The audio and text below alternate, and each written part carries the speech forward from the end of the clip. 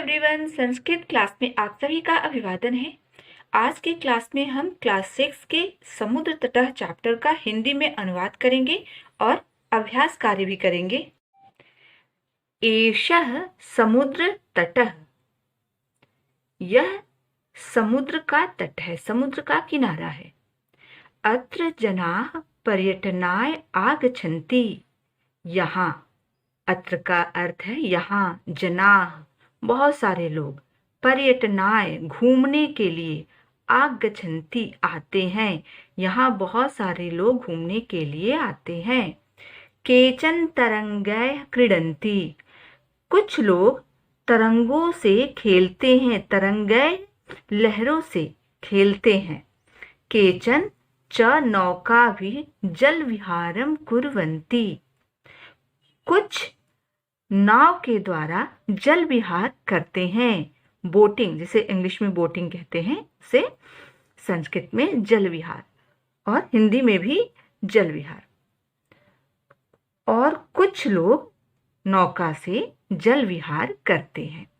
तेषु केचन कंदुकेन क्रीडन्ति, तेषु उनमें से, केचन कुछ, कंदुकेन बॉल से, क्रीडन्ति खेलते हैं, उनमें से कुछ गेंद से खेलते हैं।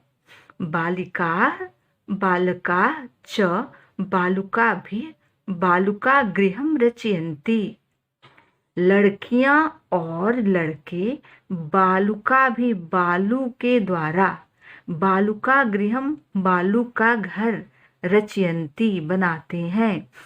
लड़के और लड़कियां बालू के द्वारा बालू का घर बनाते हैं। मध्ये मध्ये तरंगा बालुका गृहं प्रवाहयन्ति, बीच बीच में लहरें बालू के घर को बहाती है। प्रवाहयन्ति धो देती है, बहा ले जाती है।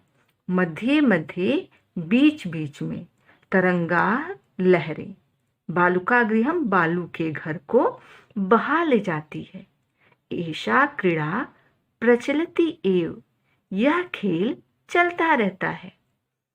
समुद्र तटा न केवलम पर्यटन स्थानानि, समुद्र का किनारा न केवल पर्यटन स्थल है, खाली घूमने के स्थान नहीं है।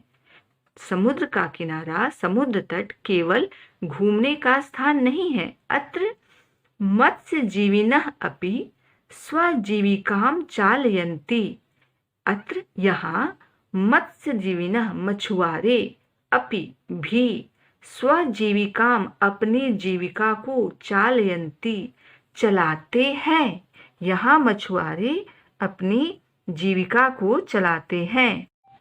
अस्माकं देशे बहवः समुद्र तटाः सन्ति, हमारे देश में बहुवह बहुत सारे समुद्र तटा, समुद्र तट हैं। हमारे देश में बहुत सारे समुद्र तट हैं। एतेषु मुंबई, गोवा, कोच्चि, कन्याकुमारी, विशाखापत्तनम, पूरी तटाः अतीव प्रसिद्धाः सन्ति। इनमें से, एतेषु इनमें से, मुंबई, गोवा, कोच्चि, कन्याकुमारी, विशाखापट्टनम और पुरी का तट अत्यंत प्रसिद्ध है, बहुत ज़्यादा प्रसिद्ध है। गोवा तटः विदेशी पर्यटकेभ्यः समधिकम रोचते, गोवा का तट है, गोवा का समुद्र तट विदेशी पर्यटकों के द्वारा, विदेशी टूरिस्ट, विदेशी पर्यटक के द्वारा सबसे अधिक पसंद किया जाता है, उनको बहुत अच्छा लगता है। विदेशी गोवा के तट पे ज़्यादा आते हैं, तो गोवा तट विदेशी पर्यटकों के द्वारा सबसे अधिक पसंद किया जाता है। विशाखापत्तनम तटः वैदेशिक व्यापाराय प्रसिद्धः, विशाखापट्टनम का किनारा, समुद्र तट विदेशी व्यापार के लिए प्रसिद्ध है। वैदेशिक व्यापाराय, विदेशी व्यापार के लिए प्रसिद्ध है। कोच्चि तटः नारिकेल फलेभ्यः ज्ञायते, कोच्चि तट नारियल के फलों के द्वारा जाना जाता है, नारियल के द्वारा जाना जाता है। उस तट पे नारियल का फल ज्यादा होता है। मुंबई नगरस्य जुहू तटे सर्वे जनाः स्वैरं विहरन्ति। मुंबई नगर के जुहू तट पर, जुहू तट पर सभी लोग, सर्वे जनाः सभी लोग, स्वैरम अपनी इच्छा से, विहरन्ति घूमते हैं। चेन्नई नगरस्य मेरीना तटः देशस्य सागर तटेषु दीर्घतमः। चेन्नई नगर का मेरीना तट देश का सागर तटों में, देश के जितने सागर हैं उन सागर तटों में सबसे बड़ा है। तो चेन्नई नगर का मेरीना तट देश के सभी सागर तटों में सबसे बड़ा है। भारतस्य तिसृषु दिशासु समुद्र तटाः सन्ति। भारत के तीनों दिशाओं में समुद्र तट है। भारत के तीनों तरफ समुद्र तट है। अस्माद् एव कारणात् भारत देशः प्रायद्वीपः इति कथ्यते। इन्हीं कारणों से भारत देश प्रायद्वीप कहा जाता है। पूर्व दिशायां बंगोपसागरः, दक्षिण दिशायां हिंद महासागरः, पश्चिम दिशायां च अरब सागरः अस्ति। पूर्व दिशा में बंगाल की खाड़ी, दक्षिण दिशा में हिंद महासागर और पश्चिम दिशा में अरब सागर है। एतेषां त्रयाणाम् अपि सागराणां संगमः कन्याकुमारी तटे भवति। एतेषां इन त्रयाणां तीनों, अपि सागराणां सागरों का, इन तीनों सागरों का संगम कन्याकुमारी तट पर होता है। कन्याकुमारी तटे अर्थात कन्याकुमारी तट पर भवति होता है। इन तीनों सागरों का संगम कन्याकुमारी के तट पर होता है। अत्र पूर्णिमायां चंद्रोदयः सूर्यास्तं च युगपदेव द्रष्टुम शक्यते। यहाँ पूर्णिमा पर चंद्रोदय और सूर्यास्त एक साथ देखा जा सकता है। युगपदेव एक साथ, द्रष्टुम शक्यते देखा जा सकता है। चैप्टर के हिंदी अनुवाद के बाद हम अभ्यास कार्य करेंगे। पहला प्रश्न, शब्दों का उच्चारण करना है। हम दूसरे प्रश्न से शुरू करेंगे। दूसरा प्रश्न, अधोलिखितानां प्रश्नानां उत्तरम लिखत। नीचे लिखे हुए प्रश्नों का उत्तर लिखिए। जनाः काभिः जल विहारम कुर्वन्ति। लोग किसके द्वारा जल विहार करते हैं। हमें पूरे वाक्य में उत्तर लिखना है। एक पदेन उत्तरत नहीं लिखा है, पूरे वाक्य में हमें उत्तर लिखना है।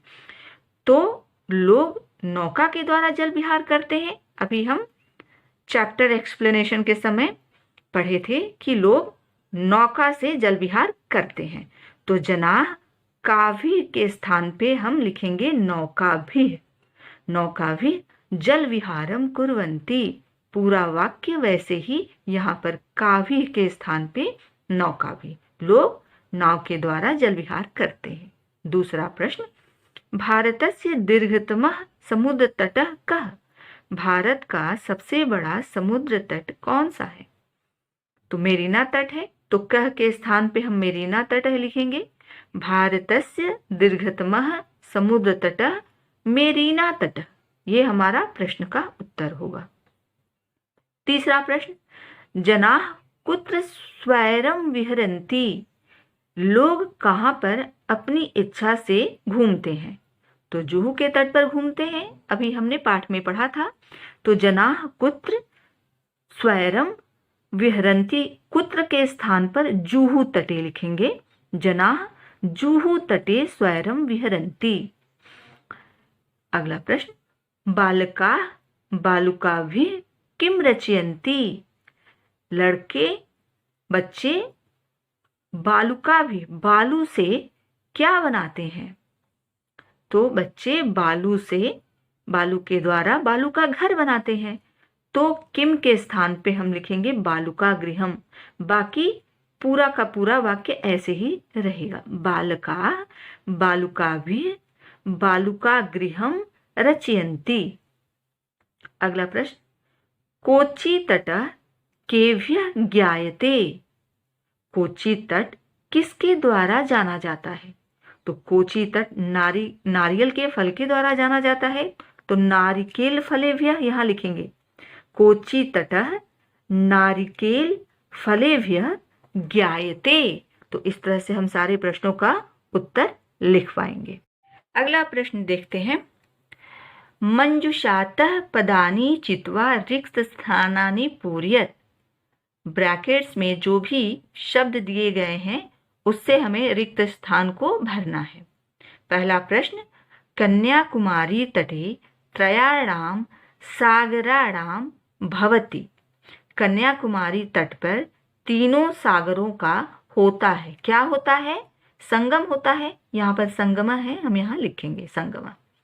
दूसरा प्रश्न, भारत देशः इति कथ्यते। भारत देश को क्या कहा जाता है? भारत देश को प्रायद्वीपः, क्योंकि तीनों तरफ समुद्र तट से घिरा हुआ है, तो यहाँ पर प्रायद्वीपः लिखेंगे। भारत देशः प्रायद्वीपः इति कथ्यते। तीसरा प्रश्न, जनाः समुद्र तटम आगच्छन्ति। लोग समुद्र तट पर आते हैं। किस लिए आते हैं? घूमने के लिए। घूमने के लिए पर्यटनाय, तो यहाँ पर्यटनाय लिखेंगे। बालेभ्यः रोचते। बच्चों को क्या अच्छा लगता है? क्रीड़ा, खेलना, तो क्रीड़ा यहाँ लिखेंगे। भारतस्य पूर्व दिशायाम अस्ति। भारत के पूर्व दिशा में क्या है? बंगोपसागरः, बंगाल की खाड़ी, तो यहाँ बंगोपसागरः अस्ति। चौथा प्रश्न, यथा योग्यम योजयेत। यहाँ दोनों तरफ शब्द दिए गए हैं। इस तरफ के शब्दों के साथ इधर का शब्द कौन सा उचित है उसे हमें मिलाना है। समुद्र तट, समुद्र तट किसके लिए है? घूमने के लिए है, तो पर्यटनाय। क्रीडनकम, खिलौना, खेलने के लिए, तो खेलनाय। दुग्धम, दूध, पोषण के लिए, ताकत के लिए, तो पोषणाय। दीपक, दीपकः प्रकाशाय, दीपक प्रकाश के लिए। और विद्या किसके लिए? ज्ञानाय, विद्या ज्ञान के लिए।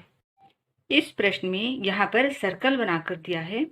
सर्कल के बिल्कुल सेंटर में यहाँ एक करता है रहीम नाम से, और अलग अलग सर्कल में अलग अलग वर्ड दिया गया है। इसको हमें जोड़ के सेंटेंस बनाना है, वाक्य बनाना है। तो पहला सेंटेंस देखते हैं। रहीम है यहाँ पे, और यह मित्र है, सह है क्रीडति। तो जो भी विभक्ति हमें लगाना है वो हम देख के यहाँ पे लगाएंगे।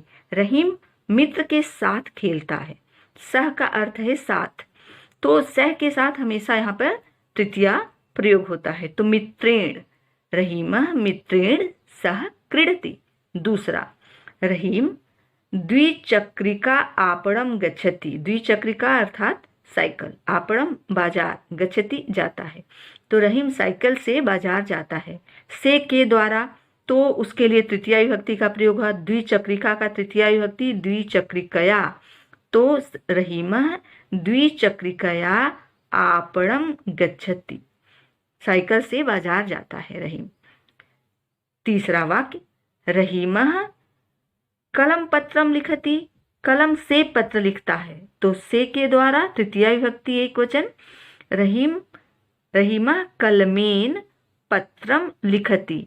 तो अभी तक वाक्यों में हमने देखा कि इस सर्कल में जो भी शब्द दिया गया है उसमें तृतीया विभक्ति का प्रयोग करना है। बाकी ये दोनों ऐसे ही छोड़ के हमें वाक्य बनाना है, इसमें कोई परिवर्तन नहीं करना है। इस सर्कल में और इस सर्कल में जो शब्द लिखा है यहाँ पर क्रिया है, उसमें कोई परिवर्तन नहीं है। सिर्फ इस सर्कल में जो भी शब्द लिखा है उसमें तृतीया विभक्ति का प्रयोग करना है। अगला वाक्य देखते हैं। रहीमः हस्तकंदुकम क्षिपति। हाथ से गेंद को क्षिपति फेंकता है। तो हाथ से का प्रयोग यहाँ पर सब जगह तृतीया विभक्ति के लिए किया गया है। तो हस्तेन, तो वाक्य बनेगा रहीमः हस्तेन कंदुकम क्षिपति। तो रहीम तो फिक्स है, ऐसे ही रहेगा, ये दोनों भी जैसा है वैसे ही रहेगा। सिर्फ इस सर्कल में जो भी शब्द है उसमें तृतीया विभक्ति का प्रयोग करना है। कुछ शब्द अकारांत का है और कुछ शब्द आकारांत का है, उसके अनुसार हम तृतीया विभक्ति का प्रयोग करेंगे। रहीमः नौका जल विहारम करोति, तो नौका, इसमें हमें तृतीया विभक्ति का, नौका से कर रहा है तो तृतीया विभक्ति नौकया, रहीमः नौकया जल विहारम करोति। अगला वाक्य रहीमः, फिर चषक जलम पिबति, ग्लास से, तो चषकेन जलम पिबति, रहीमः चषकेन जलम पिबति, रहीम ग्लास से जल पीता है। अगला वाक्य रहीमः तुलिका चित्रम रचयति, तो तुलिका आकारांत है, अब इसका तृतीया विभक्ति में तुलिकया, रहीमः तुलिकया चित्रम रचयति, तुलिका से ब्रश से चित्र को बनाता है। अगला वाक्य रहीमः वायुयान ह्यः आगच्छत्, वायुयान से, तो वायुयान यहाँ पे यानेन होगा, वायुयानेन ह्यः, ह्यः जो इंग्लिश में यस्टरडे कल को कहते हैं, संस्कृत में ह्यः कहते हैं, कल आया। रहीम वायुयान से कल आया, तो वायुयान से, तो वायुयान ने। तो फर्स्ट से स्टार्ट करके हम सारे वाक्य की रचना किए। इसमें बहुत ही आसान है, सिर्फ इस सर्कल में जो भी शब्द है उसका तृतीया लगाना है, अकारांत है तो उसके अनुसार और आकारांत है तो उसके अनुसार। तो यहाँ पर सारे वाक्यों की रचना करके हम एक बार देख लेते हैं कि हमने कैसे किया है, उसी को वाक्य में बनाकर यहाँ पर लिखा गया है, वो हम एक बार देख लेंगे। रहीमः मित्रेण सह क्रीडति, रहीम मित्र के साथ खेलता है, यहाँ भी तृतीया विभक्ति। रहीमः द्विचक्रिकया आपणम गच्छति, बाईसाइकिल से बाजार जाता है। रहीमः मित्रेण सह क्रीडति, रहीम मित्र के साथ खेलता है। रहीमः वायुयानेन ह्यः आगच्छत्, यहाँ पर तृतीया विभक्ति है, जैसे हमने सर्कल में देखा, रहीम वायुयान से कल आया। रहीमः तुलिकया चित्रम रचयति, ब्रश से चित्र की रचना करता है रहीम। रहीमः चषकेन जलम पिबति, रहीम ग्लास से जल पीता है। रहीमः नौकया जल विहारम करोति, रहीम नौका से जल विहार करता है। रहीमः हस्तेन कंदुकम क्षिपति, रहीम हाथ से गेंद को फेंकता है। तो हमने क्या देखा कि सिर्फ इस स्थान पे जो भी शब्द है उसमें हमने तृतीया विभक्ति का प्रयोग किया है और इस तरह से हम वाक्य रचना किए हैं। अगला प्रश्न देखते हैं। कोष्ठकात् उचित पद प्रयोगेण रिक्त स्थानानि पूरयत, ब्रैकेट में दिया हुआ दो शब्द है, उसमें से जो उचित है उसे यहाँ पर भरना है। पहला प्रश्न धनिकः धनम ददाति, धनी धन देते हैं, किसके लिए? निर्धन के लिए। तो यहाँ पर चतुर्थी विभक्ति का प्रयोग होगा निर्धनाय के लिए, धनिकः निर्धनाय धनम ददाति। दूसरा प्रश्न बालः बच्चे, बच्चा विद्यालयम गच्छति, विद्यालय जाता है, बालक विद्यालय जाता है, किस लिए जाता है? पढ़ने के लिए, तो चतुर्थी पठनाय। तीसरा प्रश्न सज्जना, सज्जन लोग जीते हैं, जीवंती जीते हैं, किस लिए? परोपकार के लिए, तो चतुर्थी विभक्ति परोपकाराय, तो यहाँ परोपकाराय लिखेंगे। प्रधानाचार्यः पारितोषिकम यच्छति, प्रधानाचार्य पारितोषिक पुरस्कार देते हैं। तो जहाँ देने की बात आती है, यच्छति या ददाति दोनों का अर्थ होता है देना, तो वहाँ भी चतुर्थी विभक्ति का ही प्रयोग होता है। छात्रों को इनाम देते हैं, तो को का अर्थ कर्म कारक द्वितीय विभक्ति होना चाहिए, पर नहीं, देने की बात है तो छात्रों के लिए, प्रधानाचार्य छात्रों के लिए पुरस्कार देते हैं, तो छात्रेभ्यः। अगला प्रश्न शिक्षकाय नमः, यहाँ पर सिर्फ नमः दिया है, तो किसको नमस्कार करना है? शिक्षक को या शिक्षक के लिए। तो नमस्कार की बात जब आती है तो हमेशा उसके पहले वो गुरु को नमस्कार हो, सूर्य को नमस्कार हो, चंद्र को नमस्कार हो, शिक्षक को नमस्कार हो, किसी का भी हो, यहाँ चतुर्थी विभक्ति का प्रयोग होगा। अर्थात सूर्य के लिए नमस्कार, शिक्षक के लिए नमस्कार, तो हम लिखेंगे यहाँ पे शिक्षकाय नमः। तो नमः के पहले चतुर्थी विभक्ति का प्रयोग होता है। तो इस तरह से हम रिक्त स्थान की पूर्ति किए। उम्मीद करती हूँ कि आज जो भी आप पाठ पढ़े हैं आपको अच्छे से समझ में आया होगा। आगे और भी इंफॉर्मेटिव वीडियोस के लिए हमारे चैनल को लाइक कीजिए, सब्सक्राइब कीजिए और शेयर कीजिए। Thank you.